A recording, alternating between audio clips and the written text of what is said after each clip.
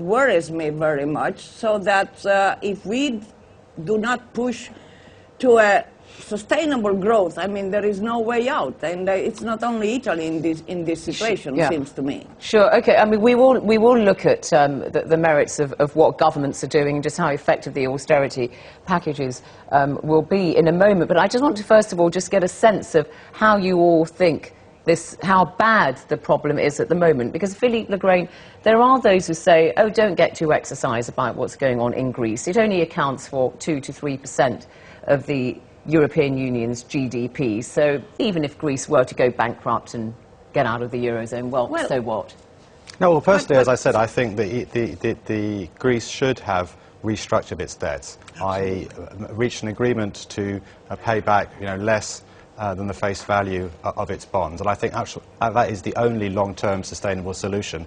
Its debts are 150% of GDP, or going to reach that. Mm-hmm. That entails paying out, nearly 10% of a shrinking national income to foreign creditors. But it's not just Greece. And that's clearly unsustainable at a time when the economy is in deep recession, at the time when massive cuts are being made elsewhere. But the danger is that, people having, correctly identified worries that Greece is insolvent, then start panicking about other economies which are in trouble, which do need to make the reforms that Emma has talked about. It's absolutely essential that we combine measures to reduce deficits with measures to generate future growth.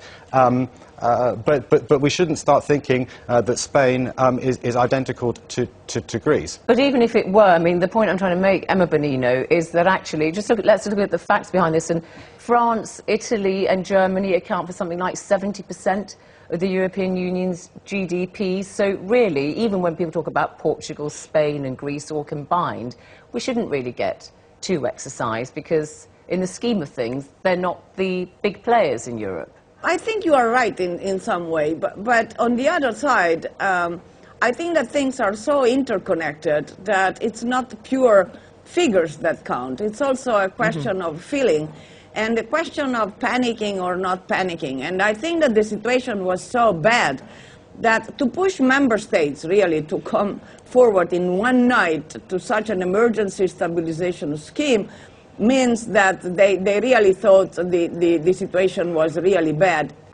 even beyond the pure figure you're mentioning.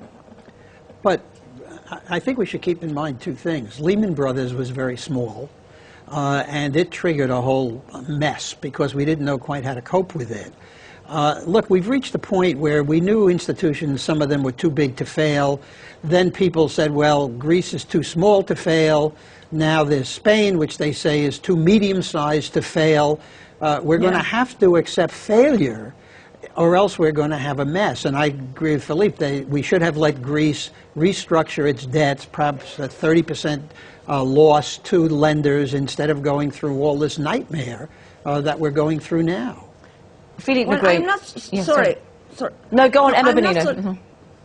No, I'm not so sure. I disagree, frankly, in the sense that it's not a question of Greece. It's a question that all other economies, banking system and banks in Germany, Spain, Italy were involved in any case in Greece. So it would not have been only meaning that the only Greece would have to restructure. That would have in any case brought about major difficulties in all other banking systems throughout Europe.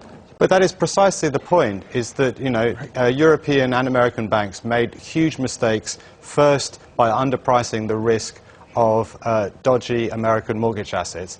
They made an additional risk, which was to assume that Greek government bonds were as safe as German government bonds, and they've been bailed out again. The biggest beneficiaries of this is not Greece. Greece actually is borrowing at premium rates from other European countries which can borrow for less. So actually, Greece is not costing the Germans and the French anything at all. The big beneficiaries, and you saw that their share prices rocketed on the day after the bailout package was announced, are French and German banks. So yet again, those banks and their creditors are being bailed out. And that is not only desperately unfair, but it also stores up absolutely huge risks for the future, because it means they can gamble as they like, and heads they win, and tails taxpayers lose.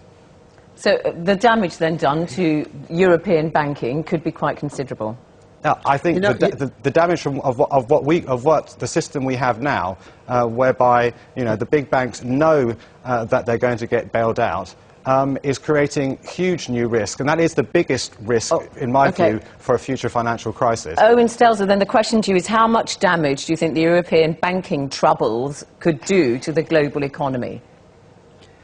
Again, it depends how we handle them. I mean, I think Philippe is right. The big problem that we have now created is that we've created moral hazard. Everybody knows that there will be huge wealth transfers from taxpayers to lenders if there's a problem. Look, everything could happen. You keep coming back to this, what might happen. A lot of things might happen. But good policies can prevent those things from happening. Will the banks eventually take losses? Yes. Is that a bad thing? I don't think so, because it at least tells them don't do it again. They need the kind of disciplining that teenagers need at this point, because they keep piling risk on risk, knowing full well that the taxpayers are going to be available to bail them out. That's just not a good way to set up an international banking system. And I think we're overlooking one important thing. There is substantial growth in the developing world and in Asia. There will be export growth in Europe, especially if the euro hits parity with the dollar or $1.10. And so there is a source of external growth out there that might, just might, provide the revenues that the governments need to handle some of the debt they've incurred. Okay, Emma Bonino, you've been talking about the tough austerity measures that have been introduced by European governments, including your own, but there are those who feel that actually cutting back on public spending in order to tackle deficits could actually compromise fragile global economic recovery. What's your view on that? Yeah, I do agree, particularly if these cuts are not in line with, or are not with profound structural reform that are badly needed exactly to sustain and to promote growth. So I'm coming to the Italian budget, and the other one, I don't know the details. But if I look at the Italian budget, there is no anything referring to, for instance, liberalization of labor market, or to open labor market to women and young people. There is nothing for pensions and to raise the